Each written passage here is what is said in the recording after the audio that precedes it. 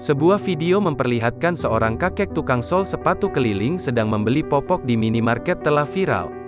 Dalam video yang diunggah oleh akun TikTok @salingberbagi81, kakek ini ternyata membeli popok dewasa untuk sang istri. Ada abah tukang sol keliling di Indomaret, mau beli pamper dewasa, tulisnya dalam keterangan video, Kamis, tanggal 17 Februari tahun 2022.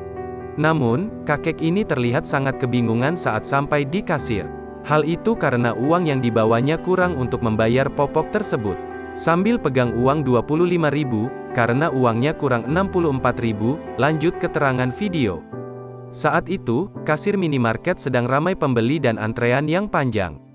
Kasir minimarket pun dengan setia menunggu kakek-kakek yang sedang kebingungan untuk membayar popok dewasa yang dibelinya. Wanita yang merekam video tersebut dengan kebaikan hatinya mau membayarkan popok dewasa yang dibeli oleh kakek-kakek itu.